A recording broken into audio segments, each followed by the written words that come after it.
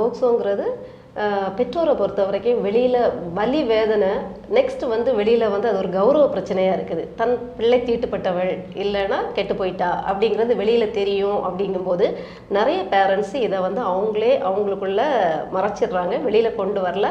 Accused இதனால ரொம்ப தப்பிச்சிடுறாங்க.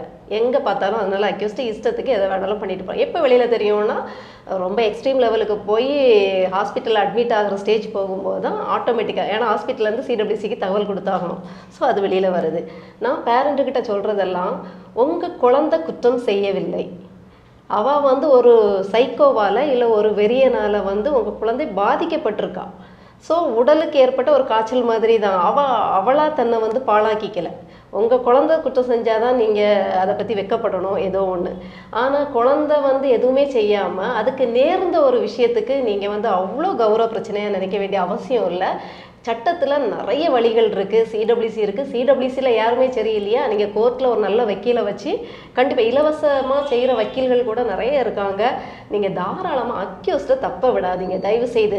நிறைய மிரட்டுவாங்க, இப்படி தான் குழந்தைகளுக்கு படிப்பு போயிடும், பேப்பரில் குழந்தைங்க பேர் கூட போடக்கூடாது சட்டப்படி.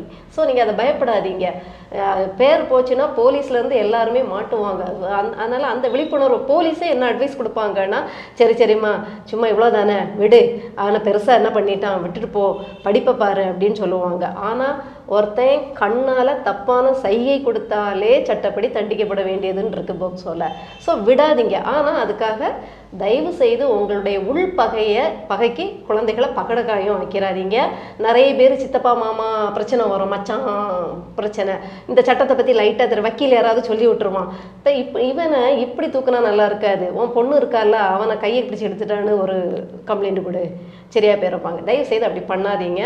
பொய் சாட்சிங்கிறது, பொய்யான ஒரு புகாருங்கிறது, அதுக்கு குழந்தைகளை பலி கொடுக்காதீங்க. ஆனால் பிள்ளைங்களுக்கு ஒரு கஷ்டம்னு நேர்ந்தால் சட்டத்தின் அத்தனை கதவுகளையும் தட்டுங்க. யாராவது ஒருத்தரோட காது திறக்கும், நீதி கிடைக்கும். கண்டிப்பாங்க. ஸோ அதனுடைய முக்கியத்துவம் வந்து 10 பருவ பெண்களுக்கு கண்டிப்பாக தேவைப்படுது. உங்களுடைய ஆலோசனையும் உங்களுடைய அட்வைஸையும் அந்த 10 பருவ பெண்களுக்கு கண்டிப்பாக கொண்டு போய் கண்டிப்பாக இதில் குழந்தைகள்கிட்டயே நான் கொஞ்சம் ரிக்வஸ்ட்டாக வைக்கிறேன். இந்த பருவ வயதில் உங்களுக்கு கண்டிப்பாக எதிர்பார்ல ஆண்கள் மீது ஒரு ஆசை, அட்ராக்டு, ஒரு காதல் உணர்வு, வித்தியாசமான உணர்வுகள் வரும். அதுதான் நேச்சர், இயற்கையின் படைப்பே அதுதான். ஆனால் அதை எப்படி கண்ட்ரோல் பண்ணுறதுன்னு மட்டும் கொஞ்சம் நீங்கள் படிச்சுக்கிட்டிங்கன்னா நல்லாயிருக்கும். ஏன்னா இந்த காலத்தில் எனக்கு தெரிஞ்ச உண்மையான காதல் நான் என்னுடைய சிடபிள்யூசி அனுபவத்துலேயும் பார்க்கல, என்னோட இந்த இத்தனை வருஷம் அனுபவத்துலேயும் எனக்கெல்லாம் அவ்வளோ பெருசாகலாம் அதில் நம்பிக்கையே இல்லை. ஏன்னா எல்லாமே நாடக காதலும், ஒரு சிலது இருக்கலாம் நல்ல காதல் இருக்குது, சக்ஸஸ்ஃபுல்லாக போயிட்டுருக்காங்க, கைவிடாமல் வாழ்க்கை நடத்திட்டு இருக்காங்க. ஆனால் நீங்கள் சூஸ் பண்ணுறவங்க பெற்றோர்களுக்கு வேதனை கொடுக்கும்போது அவங்க என்ன பண்ணுறாங்க, உங்கள் படிப்பை தடுத்துட்டு கல்யாணத்துக்கு அரேஞ்ச் பண்ணிடுறாங்க. இப்போது நீங்கள் பண்ணுற ஒரு சின்ன மிஸ்டேக்னால, எமோஷ்னல் இதனால் படிப்பு போகுது, உங்களுக்கு விருப்பம் இல்லாத ஒரு கல்யாண வாழ்க்கைக்கு தள்ளப்படுறீங்க. அப்புறம் அது கவர்மெண்ட்டுக்கு தெரிஞ்சு அதை தடுத்த உடனே அதில் ஒரு ப்ராப்ளம் வருது. ஸோ தயவு செய்து இந்த 10 பருவ பிள்ளைங்களுக்கு ஒரு அம்மாவா, எனக்கும் காலேஜ் போகிற ஒரு பொண்ணு இருக்கா. ஸோ அந்த ஒரு உணர்வோடு உங்களுக்கு சொல்கிறேன், உங்களுக்கு எல்லாம் செய்கிறதுக்கு அம்மா அப்பா இருக்காங்க. அதையும் தாண்டி இந்த உணர்வுகள் வரும் கண்டிப்பாக வரும். பட் அதுக்கு ஒரு வயசு கொடுங்க, கொஞ்சம் இடைவெளி விடுங்க, கொஞ்சம் கண்ட்ரோல் பண்ணி நம்ம படித்து முடிச்சுட்டு இதை யோசிக்கலாம் அப்படின்னு. உங்கள் ஒருத்தர் உங்களுக்கு பிடிக்குதா இதை சொல்லி பாருங்கள், நான் 3 வருஷம் படிக்கிறேன், அதுக்கப்புறம் பிடிச்சிருந்தா வீட்டில் வந்து கேளு இப்படிங்கிற மாதிரி கொஞ்சம் நம்ம புத்திசாலித்தனமாக யோசிச்சிட்டிங்கன்னா இந்த போக்சோக்குள்ளே கூட வரமாட்டாங்க. ஏன்னா காதலுங்கிற பேரில் தப்பு பண்ணி கைவிடப்பட்டு நம்ம அதே கமிட்டிக்கு வந்த பிள்ளைங்களும் இருக்காங்க. அதுவும் போக்சோவில் தான் வரும்.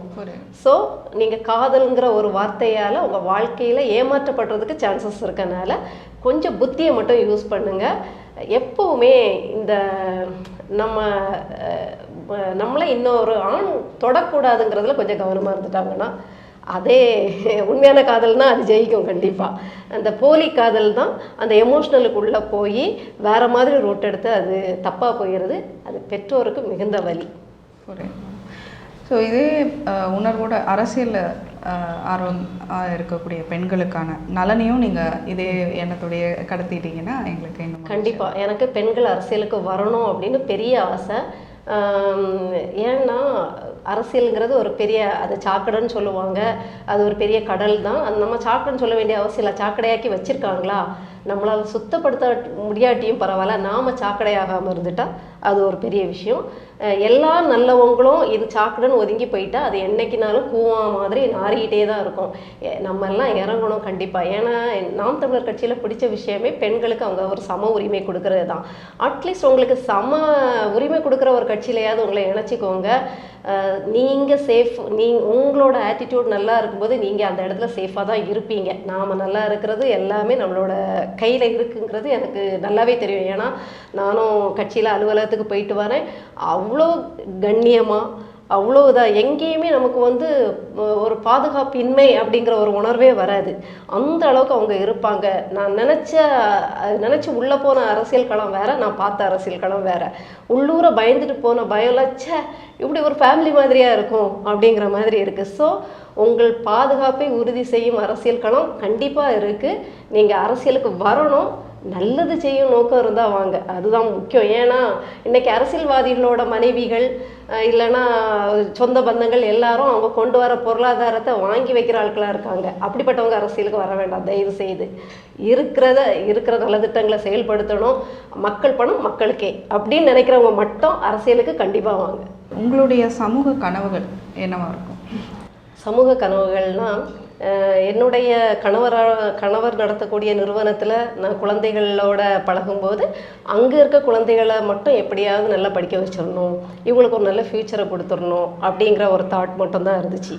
ஆனால் அது வந்து அங்கே அதுலேயும் முரண்பட்ட கருத்துகள். நான் எப்போவுமே கொஞ்சம் பர்ஃபெக்டாக இருக்கணும்னு நினைப்பேன். ஆனால் அங்கே என்னுடைய கணவரோ அவங்கள சார்ந்தவங்களோ வந்து பரவாயில்ல நம்ம ஏதோ பண்ணிட்டு போவோம் அப்படின்னு பண்ணுவாங்க. ஸோ இது எனக்கு பிடிக்கல. நம்ம ஒரு கட்டத்தில் அந்த வெளியில் வந்த பிறகு தான் இந்த அரிய வாய்ப்பு கிடைக்கிது குழந்தைகள் நல குழுமத்தில். அந்த குழந்தைகள் நல குழுமத்தில் வரும்போது தான் நம்ம ஒரு விஷயத்தை உணர்றோம். நல்ல வேலை நம்ம நிறுவனத்துக்குள்ளே இருந்திருந்தோம்னா அந்த 30-40 பிள்ளைங்க ஜஸ்ட் படிச்சுட்டு போயிருப்பாங்க, அவ்வளோதான். நம்ம 3 வேளை சாப்பாடு கொடுத்துருப்போம், ஒரு கவர்மெண்ட் ஸ்கூலில் படிக்க வச்சுருப்போம், அவங்க போயிட்டே இருந்திருப்பாங்க. ஆனால் இன்றைக்கி ஒரு டிஸ்ட்ரிக்டில் பாதிக்கப்பட்ட ஒரு 100க்கு மேற்பட்ட பிள்ளைங்களுக்கு இல்லை ஒரு 300-500 மேற்பட்ட பிள்ளைங்களுக்கு நம்ம ஜஸ்டிஸ் பண்ணுற இடத்துல வந்திருக்கோம். அப்படிங்கும்போது ஓகே, நம்மளோட சமூக பணி இப்போ விரியுது இல்லையா? அப்போது நம்ம வந்து அதில் பார்க்குறோம் நல்ல கஷ்டம். அந்த சமூக பணியில் அந்த கமிட்டியில் நம்மளை பாதித்த விஷயம் நீங்கள் பார்த்தீங்கன்னா அந்த போக்சோ கேசஸில் வர பிள்ளைங்களோட கஷ்டங்கள். ரெண்டாவது வந்து போதையில் பிள்ளைங்க அடிக்ட் ஆகி பேரண்ட் அழுதுட்டு வந்து நம்ம சீட்டில் உட்காரும்போது அப்படி யாரோ அப்படி இதயத்தெல்லாம் பிடிச்சி இழுத்து போட்ட மாதிரி இருக்கும். எனக்கெல்லாம் பல நேரங்களில் அந்த பிள்ளைங்களை பார்க்கும்போது எனக்கும் ஒரு ஆண் பெண் இருக்காங்க, எனக்கு என் பிள்ளைங்க வந்து அழுற மாதிரியே இருக்கும். இப்போ போதையில் ஒரு பையன் வந்து இருப்பான், அவனுக்கு என்ன நடக்குதுன்னே தெரியாது, ஆனால் அம்மா அப்பா கதறுவாங்க. எனக்கு என் பையன் உட்காந்துட்டு நான் அதில் உட்காந்து கதற மாதிரி ஒரு ஃபீல் ஆகும். ஸோ ரொம்ப கஷ்டம். இந்த 2 விஷயம் என்னை பாதிச்சுது. இதில் என்னென்னா பார்த்தீங்கன்னா போக்சோ கேசஸில் பார்த்தீங்கன்னா நிறைய நேரம் பிறல் சாட்சியாக மாற்றி விட்டுருவாங்க. ஏன்னா இது கேஸ் இழுத்துட்டு போமா விடுமா அப்படின்னு பிறல் சாட்சியாக மாற்றிடுவாங்க. அங்கேயும் நம்மளால் சில நேரங்களில் எதுவுமே பண்ண முடியாமல் போகும். அப்படியே ஒரு ஹோமில் பாதுகாப்புக்காக இந்த பிள்ளைங்களை நம்ம அனுப்புனோம்னா அங்கே அந்த பிள்ளைங்களை புறக்கணிப்பாங்க, ஒதுக்கி வைப்பாங்க. அப்போ அந்த பிள்ளைங்களை சேர்த்துக்கவே மாட்டாங்க, மற்ற ஃப்ரெண்ட்ஸோடு பேச விட மாட்டாங்க, அந்த பிள்ளை ஒரு தனிமையிலே இருக்கும். இந்த கஷ்டங்கள் பார்த்துருக்கேன். போதை மறுவாழ்வு மையம்னு பார்க்கும்போது தமிழ்நாட்டில் ஒரு 2 தான் எனக்கு தெரிஞ்சு இருக்குது. அதுவும் வந்து நினச்ச அளவுக்கு மனநிறைவு கொடுக்கக்கூடிய என்வரான்மெண்ட்லேயும் இல்லை. சட்டம் சொல்கிற மாதிரி இப்படி இருக்கணும் அப்படி இருக்கணும்னு சட்டம் ஒரு விதிமுறைகள் சொல்லுது, அப்படியும் இல்லை. ஸோ அதுவும் எந்த ரெக்கவரியும் ஆகாமல் ஒரு ஃபெயிலான ஒரு இதில் தான் அதுவும் போயிருக்கு. ஸோ எனக்கு ஒரு சமூக தாகம் என்னென்னா, இந்த சமுதாயத்தால் புறக்கணிக்கப்பட்ட இந்த போக்சோ கேசஸ் பிள்ளைங்க இல்லை சைல்டு மேரேஜ்னால் பாதிக்கப்பட்ட பிள்ளைங்களை நாம் வந்து ஷெல்டர் கொடுத்து பாதுகாப்பு கொடுத்து அவங்களோட ஃப்யூச்சரை நம்ம உறுதிப்படுத்தணும். எஜுகேஷன் வைஸ் கொண்டு வந்து அவங்கள சமூகத்தில் ஒரு பெரிய அச்சீவ்மெண்ட்டை கொடுக்குற பிள்ளைங்களாக மாற்றணும். அந்த பிள்ளையா இது அப்படின்னு கேட்குற மாதிரி. அதே மாதிரி போதையில் வாடுற அந்த பசங்களை நம்ம வந்து அவங்களுக்குன்னு தனியாக அது ஒரு பெரிய ப்ராஜெக்ட், அது குரோர் கணக்கு ப்ராஜெக்ட், நமக்கு அது நினச்சி பார்க்கவே முடியாது. ஆனால் அது ஒரு கனவு. அவங்களே நாம் அதே மாதிரி பண்ணி அவங்கள சமுதாயத்தில் நார்மல் பசங்களாக அவங்க அம்மா அப்பாவுக்கு அவங்க நினைக்கிற ஐயோ என் பிள்ளையா இது அப்படின்னு நினைக்கிற அளவுக்கு அவங்கள மாற்றி சமூகத்தில் ஆரோக்கியமான மனநிலை கொண்ட மனிதர்களாக அவங்கள வாழ வைக்கணும். அதுக்கு ஒரு இல்லம் கட்டணும் அப்படிங்கிறது ஒரு பெரிய விஷயம். இந்த 2 விஷயம் இன்னும் மனசுக்குள்ளேயும் மண்டைக்குள்ளேயுமா இருக்குது. Like, share and subscribe. Subscribe பண்ணாதவங்க இப்பவே சப்ஸ்கிரைப் பண்ணிருங்க. எங்களோட அப்டேட்ஸ் உங்களுக்கு வரணும்னா பெல் பட்டனை பிரஸ் பண்ணுங்க.